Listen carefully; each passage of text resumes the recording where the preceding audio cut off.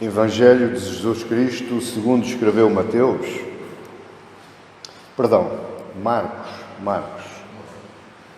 Segundo escreveu Marcos, capítulo 2.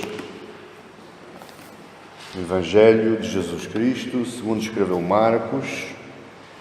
Eu quero ler convosco no capítulo 2, os versos do 1 ao 12. Marcos, capítulo 2, dos versos 1 ao 12.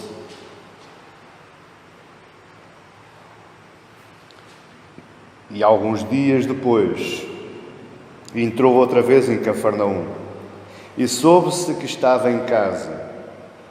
E logo se ajuntaram tantos que nem nos lugares junto à porta cabiam, e anunciava-lhes a palavra. E vieram ter com ele, conduzindo um paralítico, trazido por 4. E não podendo aproximar-se dele por causa da multidão, descobriram o telhado onde estava. E fazendo um buraco, baixaram o leito em que jazia o paralítico. E Jesus, vendo-lhes a fé, disse ao paralítico: Filho, perdoados estão os teus pecados. E estavam ali assentados alguns dos escribas que arrazoavam os seus corações, dizendo: Por que dizeste assim blasfémias? Quem pode perdoar pecados, senão Deus? E Jesus, conhecendo logo em seu espírito que assim arrazoavam entre si, lhes disse: Por que arrazoais sobre estas coisas em vossos corações? Qual é mais fácil?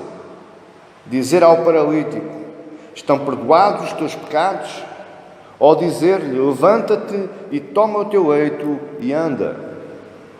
Ora, para que saibais que o Filho do Homem tem na terra poder para perdoar pecados, disse ao paralítico: A ti te digo, levanta-te e toma o teu leito e vai para a tua casa.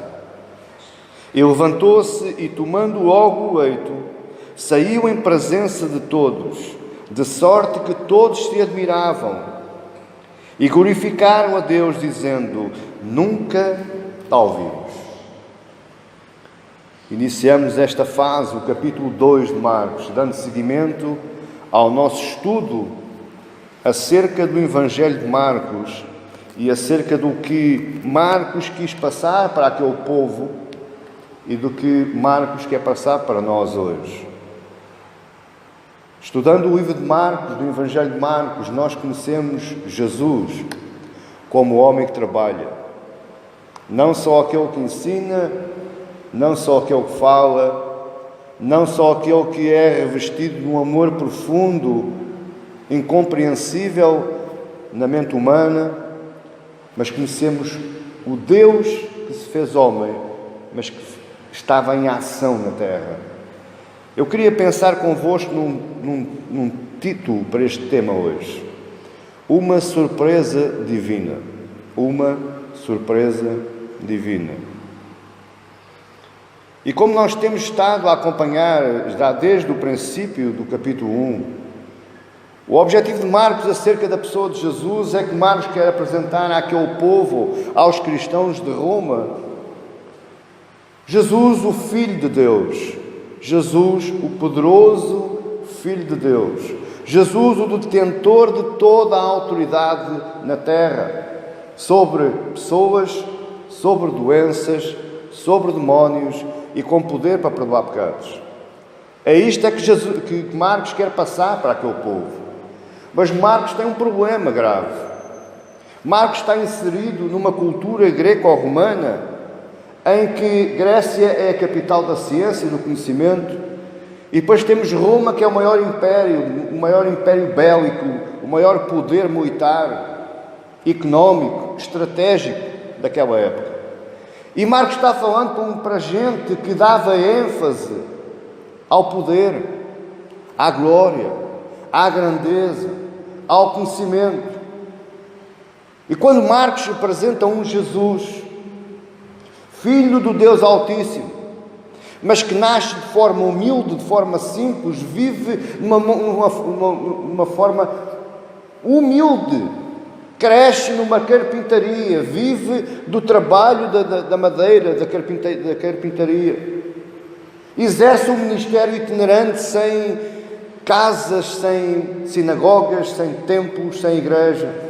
O itinerário de Jesus, o ministério de Jesus era de terra em terra, pregando nas praias, no mato, em cima de uma pedra. E depois este Jesus que Marcos quer passar, o Filho do Deus vivo, tem uma morte dolorosa e desonrosa. Era a pior morte que poderia ser incutida em alguém, era a morte de cruz. É isto que Marcos quer passar para aquele povo. O homem humilde, mas que detinha todo o poder sobre todas as coisas na terra.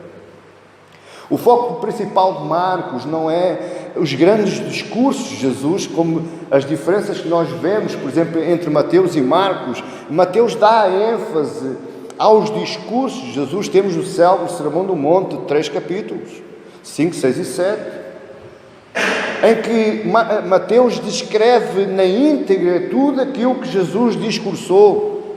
O Sermão do Monte, como vocês sabem, foi o maior discurso proferido pelo maior pregador, no maior palco do mundo, para a maior plateia.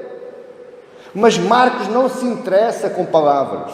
Marcos não se interessa com discursos. Aquilo que Marcos quer passar é o que é que Jesus consegue fazer. A ação. O homem sempre a correr. E depois, e foi, e agora... Sempre assim, sempre a correr, sempre a correr, sempre a correr.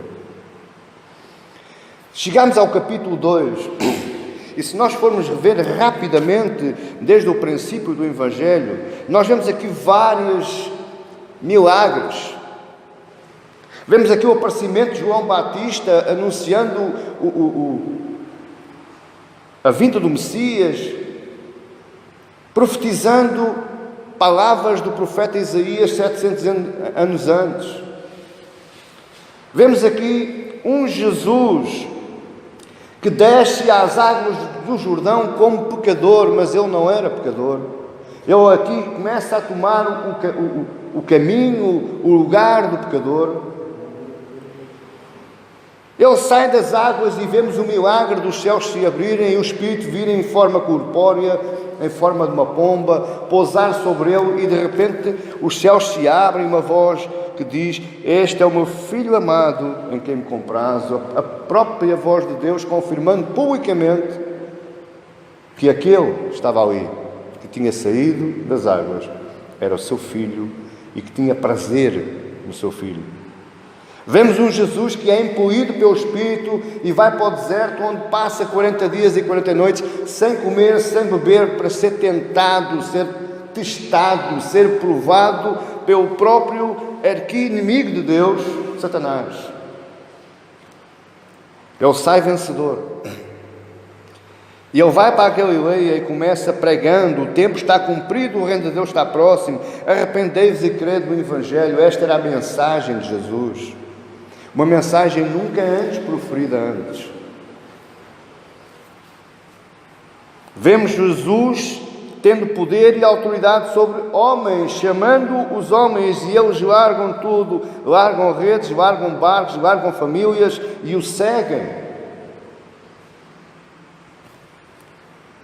Vemos um Jesus entrar numa sinagoga numa manhã de sábado, na cidade de Cafarnaum, e aí ser reconhecido por um espírito imundo, e ele expele o espírito e liberta aquele homem na presença de todos, de tal forma que todos se admiravam, porque diziam: que doutrina é esta, que é diferente de todos os outros?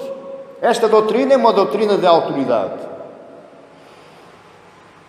Vemos um Jesus saindo da sinagoga de Cafarnaum e entrando na casa da sogra de Pedro e curando-a de uma febre intensa, só com um toque.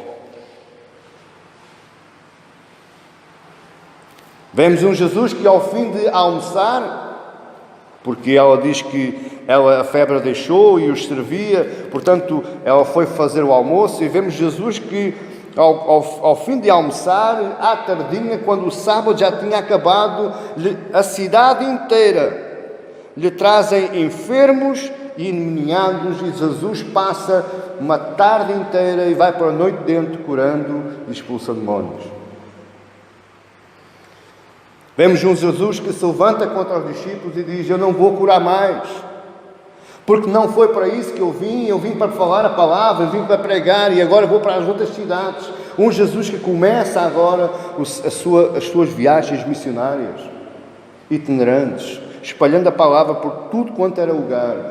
Se fosse outro, meu amado irmão, olhe para mim.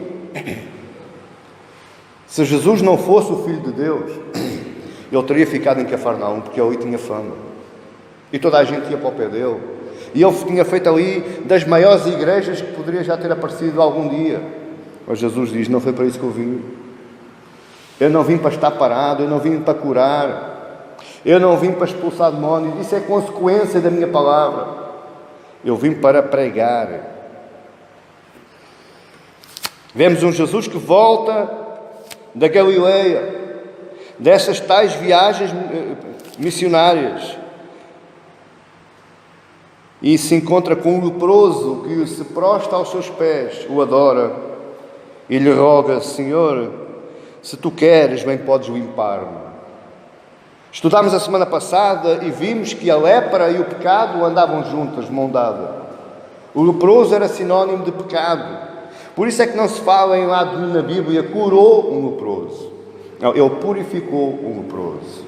Na verdade, ele curou fisicamente o leproso, mas limpou espiritualmente aquele homem.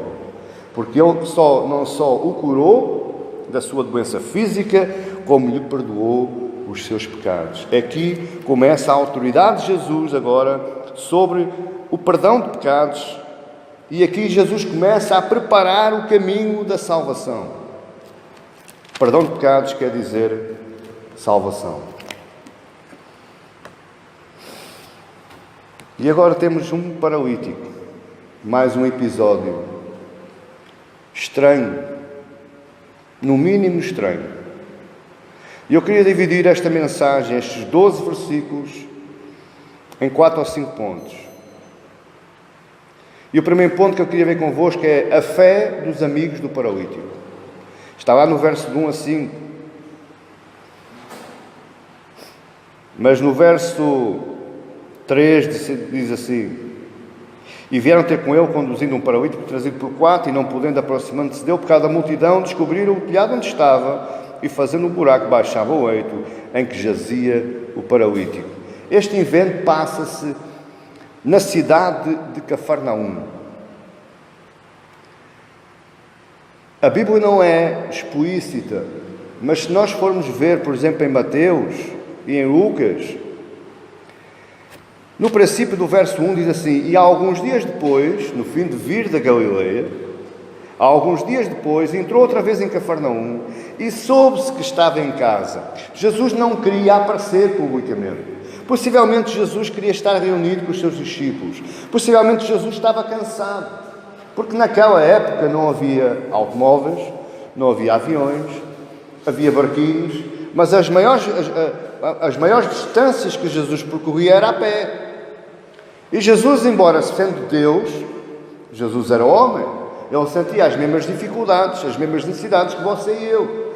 E leva-me a crer, é de estar no meu entendimento, que Jesus estava em casa, sossegadinho. Só que as coisas sabem-se, não havia Facebook na altura, mas havia o boca a boca. Olha, está cá, ele está cá outra vez. Aquele curou tantos, aquele que expulsou tantos demónios, ele já cá está outra vez, vamos lá. A tal ponto que grande multidão afluiu àquele lugar, junto àquela casa. Que casa é que era? Não sei. Existem grandes polémicas, eu não vou entrar para aí hoje, porque não é isso que nós queremos falar. Mas ele estava numa casa, ele estava em casa. Soube-se que estava em casa. E o verso 2 diz: e logo se juntaram tantos que nem nos lugares junto à porta. Nós podemos imaginar uma multidão que é chegar junto a uma casa e entram para a casa adentro e entram pelo pátio e assentam-se cá fora, fazem uma plateia. Mas a palavra nos diz que Jesus, embora estivesse em casa, possivelmente cansado, ele ensinava-lhes a palavra. É isto que Marcos quer fazer passar. É um Jesus que não para, é um Jesus que em qualquer momento, em qualquer circunstância, se você estudar minuciosamente os 4 evangelhos, você vai ver que Jesus estava sempre falando, Jesus estava sempre ensinando, Jesus estava sempre pregando. Enquanto Jesus está lá ensinando a palavra, eis que ele é surpreendido não só pelo tamanho das multidões, mas por algo que aconteceu que não é normal, é no mínimo estranho. Mas porquê é que as pessoas estavam lá junto àquela casa? Porquê é que as pessoas estavam lá junto a Jesus? Porque Jesus já tinha dado provas que ele tinha autoridade sobre doenças, sobre pessoas, sobre espíritos e sobre perdão de pecados. Não era novidade para aquelas pessoas. Jesus não era uma novidade. Quando se sabe que Jesus estava em Cafarnaum, as pessoas sabem logo o que é que vai acontecer a todo aquele que se chega ao pé de Jesus. Mas quando Jesus estava pregando, eis que lá fora estava vindo 4 homens transportando um paralítico. A Bíblia fala de cama, fala de leito, mas aqui não é uma cama nem é um leito. Na verdade é tipo um cobertor grosso que dava para se deitarem quando dormiam ou para se taparem para os proteger do sol. E 4 homens, que não se sabe o nome deles, sabendo que Jesus estava ali, possivelmente disseram ao paralítico: a gente ajuda-te, a gente vai lá levar aquele homem vai te curar, aquele homem vai te libertar dessa doença. Mas como ao chegar próximo da casa eles não conseguiam entrar, porque a afluência das pessoas era tão grande cá fora como lá dentro, imagine uma casa que leva mais ou menos 50 pessoas, e Jesus está lá no meio, falando. Mas cá fora está, se calhar, mais 100 ou 200. É impossível entrar com um paralítico carregado por 4 homens, ou 4 homens entrarem com um paralítico. Chega lá, chega aí, dá espaço, dá licença. Não, eu já cheguei primeiro, eu vou ser curado primeiro que tu. Foi essa a dificuldade que aqueles homens encontraram. Mas se você for ver, por exemplo, a internet, como é que é fabricada aquelas casas, você vai ver que existia uma escadinha por fora, uma escadinha exterior, que subia a um eirado. Um eirado era onde as pessoas colocavam os cereais a secar, era onde as pessoas davam as festas de maior porte, ou seja, para mais gente, era onde as pessoas confraternizavam, ficava na parte de cima da casa. Lucas fala em telhas. Há uma tradução que eu tenho lá em casa que fala em mosaicos, em ladrilhos. O que é que aqueles homens fazem? Se não posso entrar pela porta, eu vou entrar por telhado. Se você for ver a Lucas, não sei se é Lucas, mas Lucas me diz, Lucas 7. Lucas 7. Não. Lucas 5.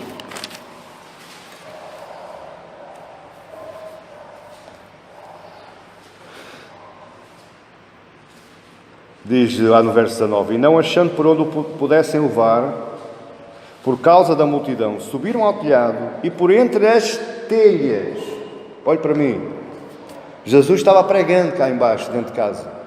A multidão estava à roda dele. E agora imagine o que é eu estar agora aqui pregando e começar a cair o teto.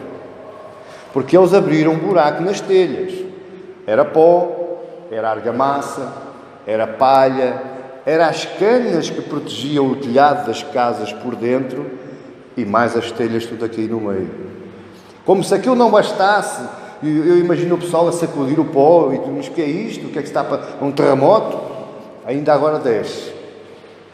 4 homens descem um paralítico mesmo ao pé de Jesus, porque eles calcularam milimetricamente onde é que Jesus estava. Eles não foram abrir um buraco longe, eles foram mesmo ali ao pé deles, tiveram a curiosidade, eles tiveram o pormenor de encontrarem mais ou menos onde é que Jesus estava, porque a Bíblia diz que lhe desceram junto a ele um paralítico.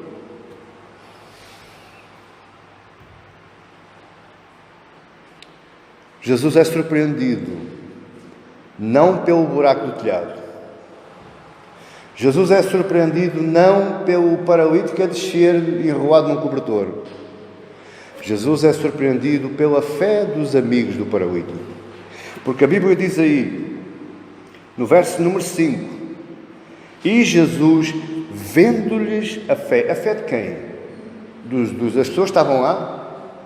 A fé dos escribas? A fé do paralítico? Não. Jesus viu a fé dos amigos do paralítico.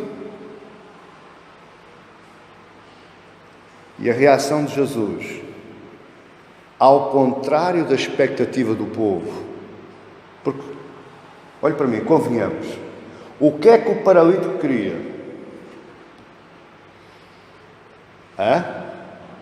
Ser curado. O que é que os amigos do paralítico queriam que o paralítico fosse? Curado. O que é que as pessoas que lá estavam dentro de casa queriam ver? Uma cura. Mas olha, apesar da expectativa, que era uma expectativa de cura, Jesus diz assim, filho, quando a Bíblia escreve aqui filho, é um sentido de amor fraternal para alguém. Filho, perdoados estão os teus pecados. Eu imagino a cara do paralítico. Eu já sabia que isto ia dar nisto. Eu já sabia que tanto trabalho ia dar nisto. Perdoados estão os teus pecados. Temos que aprender uma coisa. O que aquele homem mais precisava não era cura física. O que aquele homem mais precisava era perdão de pecados. Porque Jesus, vendo-lhes a fé, Jesus conhece o coração humano, Jesus conhece o mais íntimo dos nossos corações, o lado mais escuro do nosso coração, que mesmo nós propriamente não conhecemos, Jesus conhece. Jesus é aquele que conhece o coração dos homens. Jesus, sendo Deus, Ele não vê de maneira igual aos homens.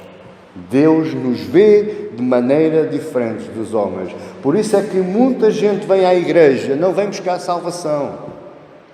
Muita gente vai à igreja, não vem buscar perdão de pecados, não vem buscar salvação, não vem buscar salvação para a sua alma, não vem buscar descanso para a sua alma. O que eles vêm buscar é bênção, é cura. O que eles vêm ver é milagre.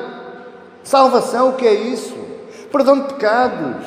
Eu estou aflito, eu quero me livrar desta doença, eu quero me livrar deste problema financeiro, eu quero me livrar deste problema que a vida me trouxe, eu não quero saber dessas coisas, isso é para depois. Deus diz, não, filho, perdoados estão os teus pecados. Primeira cura física, espiritual, porque o nosso maior problema, meu amado irmão, seja qualquer problema que você esteja a sentir hoje, qualquer um, por mais suave ou mais pesado que seja, o seu maior problema não é físico. Eu já lhe disse aqui uma vez, hoje, e torno a afirmar pela convicção que eu tenho na palavra bíblica. Deus não se está importando com o seu corpo. O que Deus se importa é com a sua alma. O que Deus se importa é com a salvação da sua alma. E o que nós nos importamos é com o nosso corpo. É totalmente ao contrário. E a maior lição que Marcos nos está aqui dando, através das palavras de Jesus, é que o nosso maior problema não é físico, é espiritual. Nós primeiro temos de ser curados espiritualmente. A cura física vem depois. É consequência. Mas aqui temos o questionamento das pessoas. Existem os escribas a questionarem. E existem as próprias pessoas a dizerem, mas ó, pronto. Isto é um charlatão. Isto é um curandeiro. Os próprios escritos rabínicos dizem que Jesus, que era um homem que praticava atos de feitiçaria e de ilusão na mente das pessoas. E o que estes homens começaram a questionar, os escribas de uma maneira e aquelas pessoas de outra, porque as pessoas queriam ver uma cura, e o que é que houve de Jesus? Perdoados estão os teus pecados. Isto é uma charlatice. Fomos enganados. Viemos aqui perder o nosso tempinho todo. Já reparou porque é que as igrejas que falam a palavra estão vazias? Porque as pessoas chamam de charlatões aos pastores que pregam a palavra. Mas há aqueles que fazem artes, shows pirotécnicos, igual a Elias lá no tempo dos Balaíns. Há aqueles que fazem shows para que você chore, para que você se derrame. Há aqueles que andam tirando cursos para trabalhar a sua mente, para lhe dar a volta ao cérebro. Essas igrejas estão cheias, porque é isso que o povo quer. O que o povo quer é físico. O povo não está nem para aí virado para o lado espiritual. E o que Jesus nos diz é que primeiro é o lado espiritual e depois é o lado físico. Mas a gente temos que entender uma coisa. Em todo o livro de Marcos, aqui é o começo da guerra, se eu posso chamar assim, da guerra entre Jesus e os fariseus e os escribas. Foi aqui que começou. A guerra que foi culminar depois com a crucificação de Cristo naquela cruz. Foi aqui que começou. Porque o que é que os escribas estavam aqui fazendo? Você há de reparar que para trás estavam lá escribas também. Se você for ler o livro de Mateus, de Lucas, você vai ver que os escribas acompanhavam Cristo. Em qualquer lado, em qualquer terra, eles iam. Eles atravessavam o mar da Galileia de barco, eles chegavam lá antes de Jesus. O que é que eles estavam fazendo? Eles estavam vigiando Jesus, tentando provar Jesus, tentando apanhar Jesus na curva, em algum erro. E eles começaram, olhe para mim, arrazoando em seus corações. O que é arrazoar? É pensar. Estes homens, estes escribas, não abriram a boca na crítica que estavam fazendo a Jesus. Eles começaram a olhar uns para os outros e no seu pensamento eles diziam: é blasfémia isto. Este homem é um charlatão. Este homem é um blasfémio. Porque perdoar pecados só Deus. Este homem o que está fazendo é uma heresia. Só que Jesus conhece os seus corações. Mas olhe para mim, as questões destes homens não estavam erradas. Aquilo que estes homens estavam pensando no seu coração não estavam erradas. Aquilo que estes homens estavam cogitando tinha um fundamento bíblico. Porque eles conheciam a Bíblia, o Antigo Testamento. Em Êxodo 34, 19, eu vou ler aqui quatro passagens rapidamente para você perceber que eles não estavam errados. Eles conheciam a Bíblia e estavam pensando da maneira certa. Eles não estavam vendo o Deus verdadeiro, mas aquilo que eles estavam pensando estava correto. Êxodo 34, 6 e 7 diz assim: passando, pois, o Senhor perante ele, clamou: o Senhor Deus, misericordioso e piedoso, tardio em irar-se, grande em beneficência e verdade, que guarda a beneficência em milhares, que perdoa a iniquidade e a transgressão e o pecado, que ao culpado não tem pernicente, e que visita a iniquidade dos pais sobre os filhos e sobre os filhos dos filhos até à terceira e quarta geração. O próprio Isaías fala no seu capítulo 23, verso 25: eu mesmo sou o que apago as tuas transgressões por amor de mim, e dos teus pecados não me lembro. Isaías está a falar de Deus. Salmo 103, versos 2 e 3 diz: bendize a minha alma ao Senhor, e não te esqueças de nenhum dos seus benefícios. Ele é o que perdoa todas as tuas iniquidades e que sara todas as tuas enfermidades. No 130, versos 3 e 4 diz: se tu, Senhor, observares as iniquidades, Senhor, quem subsistirá? Mas contigo está o perdão para que sejas temido. Aqueles homens estavam certos. Quem é este para perdoar pecados? Perdoar pecados, só Deus. Eles sabiam que só Deus podia perdoar pecados. E eles sabiam também, e Jesus tinha conhecimento, que a blasfémia e perdoar pecados publicamente, não sendo Deus, era uma blasfémia. E a blasfémia no Antigo Testamento era punida com a morte. Em Levítico 24:16 diz: aquele que blasfemar o nome do Senhor certamente morrerá. E toda a congregação certamente o apedrejará. Assim o estrangeiro como o natural, blasfemando o nome do Senhor, será morto. Olhe bem, isto é sério isto.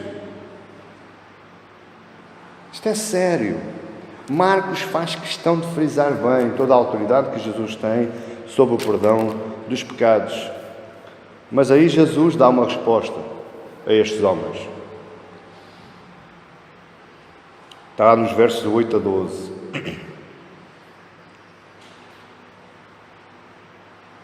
Jesus já tinha dado provas de toda a sua autoridade nas passagens anteriores. Jesus já tinha dado provas sobre a sua autoridade sobre homens. Ninguém tem direito à autoridade em chamar um homem. Olha, vem e segue. Não cabe na cabeça de ninguém. Jesus já tinha dado provas em que expulsava demónios, porque o próprio demónio na sinagoga disse: eu sei quem tu és, tu, o Cristo, o Nazareno. Jesus já tinha dado provas sobre a cura das doenças, curou o leproso, curou a sogra do Pedro, esteve lá toda a noite, lá em frente à casa do Pedro, a curar e a expulsar toda a sorte de enfermidades, diz a Bíblia. Jesus já tinha dado provas em que poderia perdoar pecados, porque a lepra estava ligada ao pecado e aquele homem ficou limpo, e ele nunca poderia ter ficado limpo se o pecado não lhe fosse perdoado. Mas mesmo assim aparecem questões. E aí Jesus propõe um dilema. Bom, vocês estão aí cogitando nos vossos corações, não é? Vocês estão aí a chamar blasfemo, charlatão, mentiroso. Agora vou-vos dizer qual é que é mais difícil, ou o que é mais fácil. Eu dizer a um paralítico: perdoados estão os teus pecados? Ou dizer-lhe: levanta, toma o teu leito e anda? Aquilo que Jesus fez foi provocar os escribas. Porque se eu lhe disser assim: perdoados estão os seus pecados, isso não influencia nada. Porque isso é entre você e Deus. Não é palpável, não é visível. Você pode dizer assim: bem, pronto, está perdoado, está perdoado. Ou então você acreditar mesmo ou não acreditar, porque não há prova física, prova material em que eu veja que o meu pecado foi perdoado. Você está a me entender? Então o que Jesus pergunta é: o que é mais fácil? É eu perdoar pecados que vocês não veem, ou eu dizer ao paralítico: levanta-te e anda, que vocês veem? E sem que Jesus tivesse obtido uma resposta, está lá no verso 10, ora, para que saibais que o Filho do Homem tem na terra poder para perdoar pecados. Disse ao paralítico: a ti te digo, levanta-te, toma o teu leito e vai para a tua casa. Jesus, sem obter resposta para o dilema espiritual, para o dilema que não se vê, ele propõe então uma prova física. O que aconteceu? O povo se maravilhou, está no verso 12. O que Jesus fez no verso 11, a ti te digo, levanta-te, toma o teu leito e vai para a tua casa, é a confirmação do verso número 10. Porque quando Jesus diz: ora, para que saibais que o Filho do Homem tem na terra poder para perdoar pecados. Você lê isto e não entende o que está a ler. Isto tem um significado espiritual bastante forte, este verso 10. Porque em Daniel, capítulo 7, versos 13 e 14, diz assim: e eu estava olhando nas minhas visões da noite, e eis que vinha nas nuvens do céu como o Filho do Homem, E dirigiu-se ao ancião de dias, que é Deus, e o fizeram chegar até ele. E foi-lhe dado o domínio e a honra e o reino, para que todos os povos, nações e línguas o servissem. O seu domínio é um domínio eterno, que não passará, e o seu reino é tal que não será destruído. Quando Daniel fala como o Filho do Homem, Daniel está a dizer: eis que vem como um homem, ou em forma de homem. Aqueles escribas não entenderam nada das Escrituras. Eles eram copiadores de Escrituras, eles decoraram as Escrituras, mas eles não perceberam nada das Escrituras, porque Daniel lá atrás, ele tinha dito: eis que há de vir em forma de homem. Não é um anjo, não é um ser de luz, extremamente brilhante, não é um Deus com 3 cabeças, não é nada disso. O que há de vir de Deus, do ancião de dias, é um homem, alguém em forma de homem. Por isso é que ele diz: este que vocês veem aqui foi aquele que foi profetizado por Daniel, e vocês ainda não perceberam, porque este que vocês veem aqui vem de Deus o Pai, e tem a mesma autoridade que o Pai para perdoar pecados, porque ele tem o domínio e a honra e o reino. E está a entender este verso 10? Coisa interessante, não é? O que é que aconteceu aqui? Aconteceu aqui que os escribas tiveram que engolir, mais uma vez, começaram logo a cogitar guerras, a cogitar pressões contra Jesus, mas o povo que lá estava, esse, glorificou a Deus. Está no verso 12, final do verso 12. E levantando-se e tomando logo o leito, saiu em presença de todos, de sorte que todos se admiravam e glorificavam a Deus, dizendo: nunca tal vimos. Esta é a passagem que eu queria falar convosco hoje, do paralítico de Cafarnaum. Mas eu queria ainda tirar algumas conclusões daquilo que nós aprendemos e tirar algumas aplicações para a nossa vida. Porque estas passagens servem para nós enriquecermos. Estas passagens servem para nós aplicarmos à nossa vida. Toda esta passagem, ela pode ser aplicada à nossa vida. E o que é que eu aprendo com esta passagem? Primeiro, que Jesus é o verdadeiro Filho de Deus. Jesus é o Filho do Homem. Jesus é aquele que foi profetizado lá em Daniel.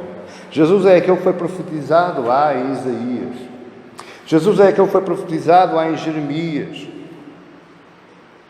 Ele é o verdadeiro Filho de Deus, em todo o seu poder, autoridade e domínio. Porquê que eu digo isto? Porque Ele é aquele que conhece os corações dos homens. Ele é aquele que conhece o mais íntimo do coração do homem. Ele é aquele que conhece qual é a necessidade do homem. Ele é aquele que tem o poder para curar. Ele é aquele que tem o poder para perdoar pecados. Ele é o Filho do Deus vivo. Mas em segundo lugar, o que é que eu aprendo também? Que Jesus é verdadeiro homem. Porquê? Porque Ele é aquele que foi profetizado que viria em forma humana. É isto que Marcos quer passar quis passar para aquele povo. E isto é que Marcos quer passar para este povo aqui, neste lugar. Jesus é verdadeiro Deus e Jesus é verdadeiro homem. 100% Deus e 100% homem. O que é que eu posso aplicar disto à minha vida? Uma coisa que o meu amado irmão vai ter que entender hoje é que esteja a passar aquilo que estiver a passar hoje, seja qual for o tipo de necessidade que você tenha hoje, se é necessidade de cura física, se é necessidade de cura emocional, se há alguma necessidade de ordem financeira, se há alguma necessidade de ordem no casamento, na família, o que nós devemos aprender e tirar a lição para nós hoje, que a minha maior necessidade, ou a coisa mais importante da minha vida, não é física, não é palpável, não pertence a este mundo. É espiritual. Porquê?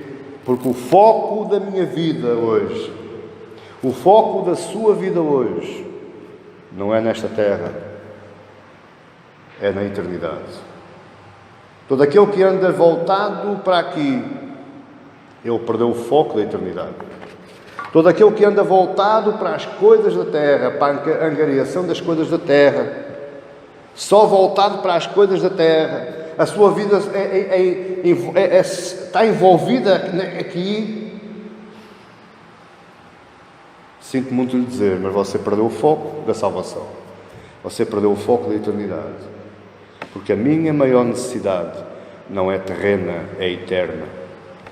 A terceira coisa que eu queria que nós entendêssemos hoje com esta passagem é que somente Deus pode perdoar pecados. Pastor não perdoa pecados. Padre não perdoa pecados. Outros diretores de outras seitas não perdoam pecados. Igreja não perdoa pecados. O único que pode perdoar pecados é Deus. E como é que Ele me perdoa, pastor? Com a sua aproximação a Ele. É você que tem que se aproximar. Você pode fazer as campanhas que você quiser. Você pode fazer os cultos de vigília e de oração, de corrente, de fogo, de manto, de sal, de água. Faça aquilo que você quiser. Mas enquanto você não se apresentar perante Ele, como você está, você não é perdoado. O perdão de pecados acontece quando eu me chego a Deus. Quando eu digo, Deus, estou aqui agora. Porque Ele é que conhece verdadeiramente a minha necessidade. Você não precisa fazer nada. Você não precisa se cansar. Você não precisa de batalhar. Apresente-se a Ele conforme você está. É preciso cavar buracos no telhado, cave. É preciso descer através de um cobertor, então que deixa.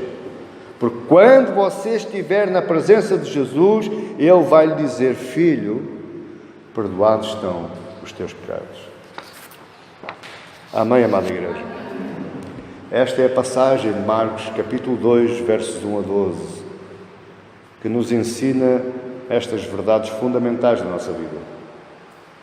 Aquilo que você mais precisa não é da bênção, é do Deus abençoador. Aquilo que você mais precisa não é do descanso do corpo, é do descanso da alma. Aquilo que você mais precisa não é da cura física, mas da grande cura espiritual.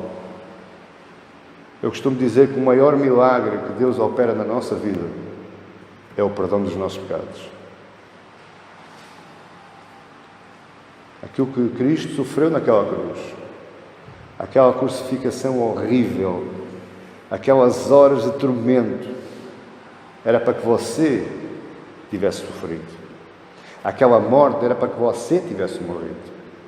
Tudo aquele sangue, toda aquela dor, toda aquela agonia, era você que devia ter padecido. Mas Ele toma o seu lugar. Ele toma o meu lugar. Naquela cruz Ele perdoa o meu pecado. Naquela cruz Ele retira a culpa do meu pecado. Esse foi o maior milagre que Deus operou. Diz a Bíblia que o perdão do pecado, aquilo que Deus operou na sua e na minha vida, o perdão dos nossos pecados, é exatamente igual a ressuscitar o morto. Porque estando vós mortos em vossas ofensas e pecados, Ele vos vivificou. Efésios diz isso. Amém? Então que nós venhamos a nos lembrar destas coisas hoje e que nos apresentemos a Cristo, não com artimanhas, não com artefactos, não criando shows, não. Apresente-se a Cristo conforme você está, da forma como você está. Ele sabe aquilo que você mais precisa. Amém? Fica de pé em nome de Jesus. Pai querido, graças te dou, Senhor. Graças te dou pela morte do teu filho. Graças te dou, Senhor, pela vida que, enquanto ele esteve nesta terra, criando condições, Senhor, ensinando homens e mulheres para que nós hoje pudéssemos aprender tão grandes verdades. Eis-nos aqui, ó Deus, tal como nós estamos.